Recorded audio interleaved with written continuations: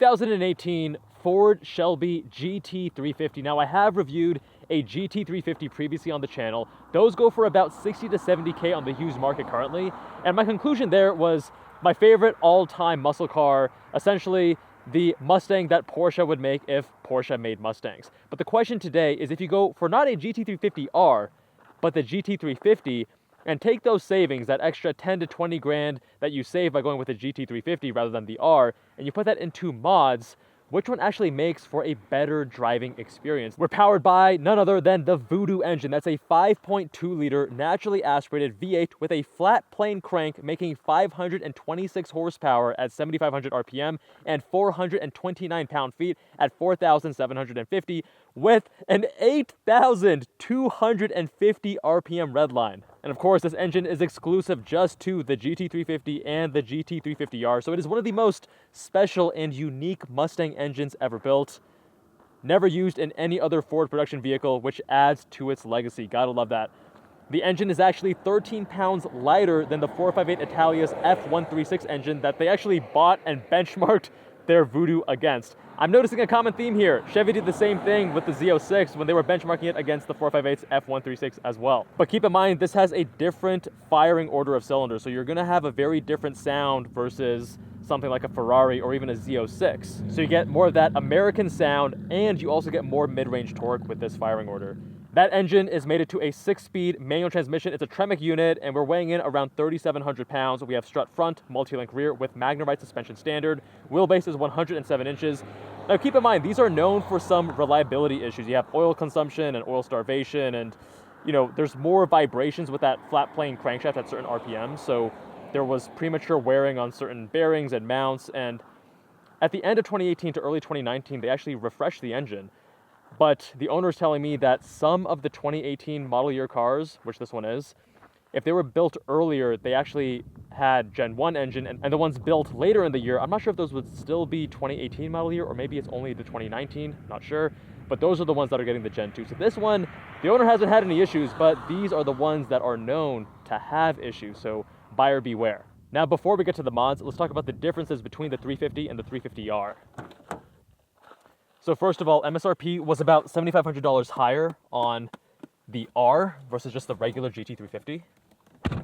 And of course, you had those carbon fiber wheels, which saved a massive amount per corner. If I recall correctly, it was something like 8 or 10 pounds per corner, which is huge. And also a lot of weight saving, so you would remove the back seats, the audio system, the floor mats, etc. So you would have about 100 pounds of weight savings. Stiffer springs, retuned MagneRide dampers with a more aggressive alignment, and then also additional cooling with differential cooler, engine oil cooler, and a transmission cooler, and then larger front splitter, larger carbon fiber wing. Now, in terms of mods that the owner, Abe, has done here, we have these Apex SM-10RS Forged wheels, wrapped in Cup 2 rubber, 305 section width in the front and 315 in the rear. Intake, engine, and exhaust is totally stock, except for a resonator delete X pipe, and all the other mods are actually suspension and brake related. Different upgrades there with sway bars and springs and adjustable Endlinks and some bushings, and the full mod list, as always, is down in the description.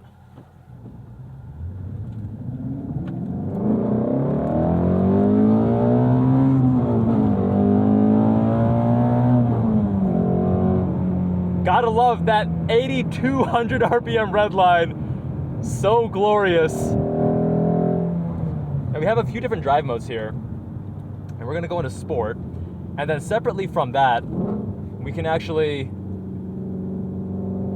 adjust the steering and the dampers separately. So let's start with the steering in normal, see how that feels.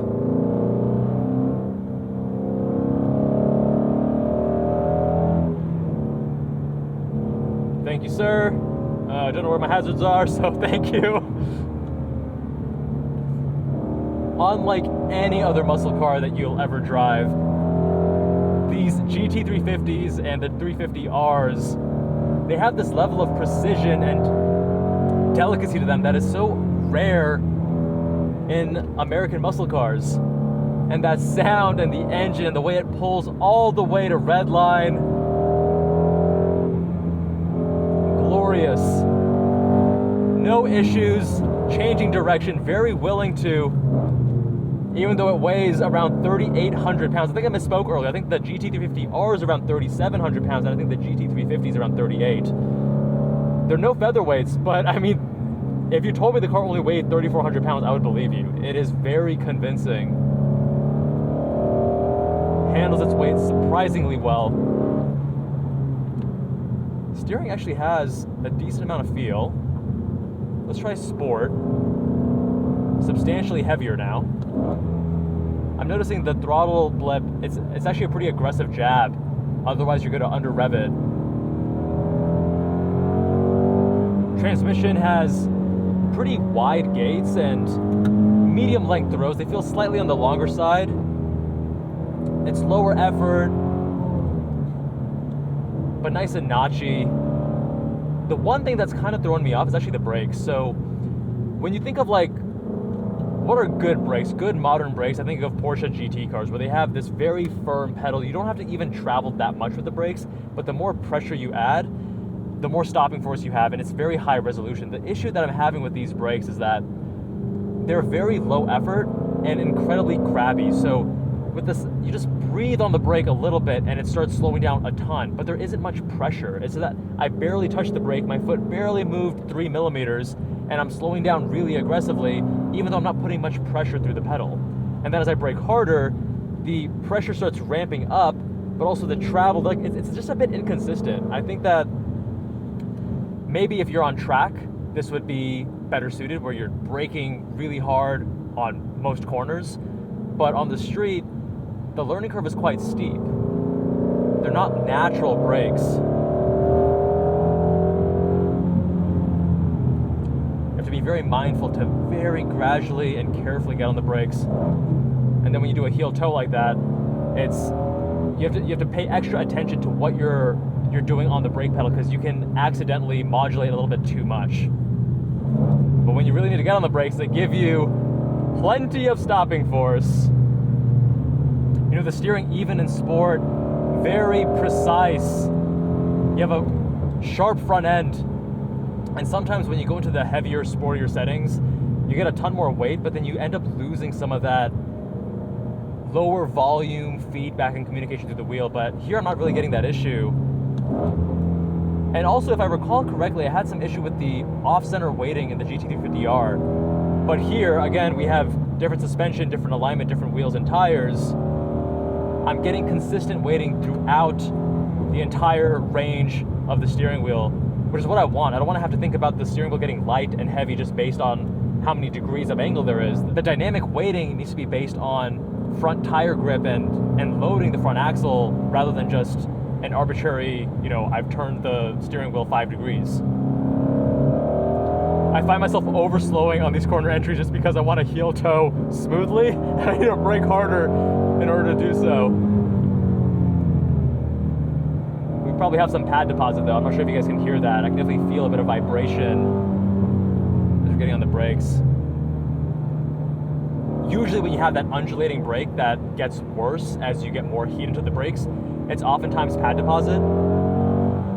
Sometimes it can be rotor warp as well, but generally if it gets worse with additional heat, it's going to be pad deposit, because if a rotor is getting hot, cool, instead of it's going to change the shape and expand and contract the metal. But generally speaking, it's going to be pad deposit. I mean, these cars, they're hard to find fault with, and the same thing that I said in the last video applies here, which is that when you're driving the car slower, 3/10, 4/10, just puttering around town even, 1/10, right? Sometimes the inputs, they don't feel exactly as natural and as calibrated as you would want. But when you start pushing the car hard, a lot of these inputs just start to feel more and more natural. Again, the brakes here are the one thing being the exception. We'll dial this now into comfort on steering and normal on the dampers. And with MagneRide, you normally get a pretty large magnitude shift between the settings as well. And I think what they've done here is pretty well dialed for street duty. Like on track, this would be too soft, even in the sport setting. But I think for primarily street and canyon, it strikes a good balance of body control and comfort, especially when you consider how heavy this thing is.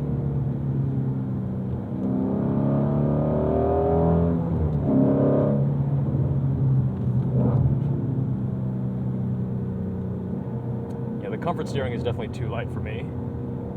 I think sport is actually my favorite. I'm gonna go back into sport on the dampers as well. Tighten up the car a little bit. That's what it wants to do. That's where it feels most natural.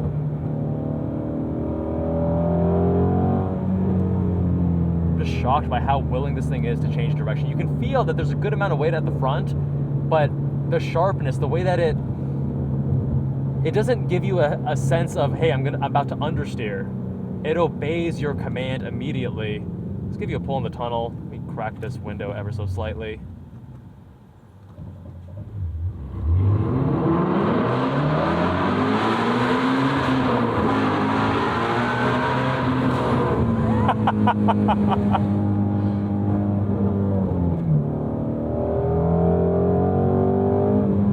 Now, if I were to nitpick this car, I would also add that because of the weight, you actually lose out a little bit of that immediacy and communication. Like just right back there, I had just a teeny bit going down. You know, the car's getting light. I'm throwing some steering angle in there.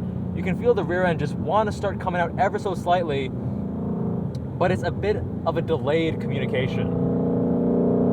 And you're going to lack some of that immediacy when cars are heavier and softer sprung. And if you want to address that and improve it, there are things you can do. Stiffen up the suspension, get some proper buckets. I mean, these Ford Recaro buckets are already not bad. But again, marginal improvements if you care enough to do so. I think already the GT350 and 350R are such awesome cars, truly made for the driver, not just the stoplight speed warrior, but the person who actually enjoys driving in the canyons.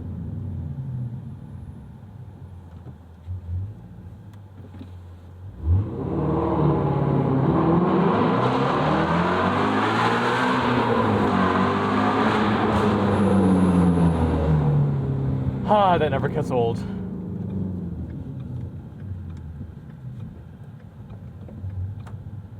You know, honestly, between this and the R, they're so similar, and they're just kind of trading blows with one another. You know, each specific example, I think that one had some steering issues, this one's having some brake issues. They're obviously much closer than they are different, and I'm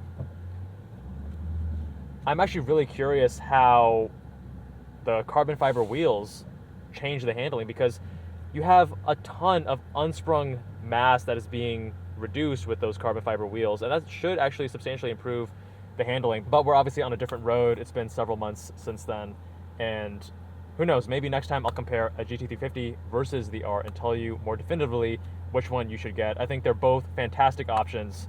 My main concern would actually just be the ownership experience and reliability with the engine. I would want to go 2019 and onward just for the added peace of mind, but that obviously comes with a market value hike because people want the added reliability. So anyways, let me know what you think with a comment down below. Big shout out to the owner, Abe, for letting me review his GT350. If you want your car reviewed, visit us on jabalandcars.com. Fill out the form on the homepage. Much love, my friends, and I'll see you all in that next one.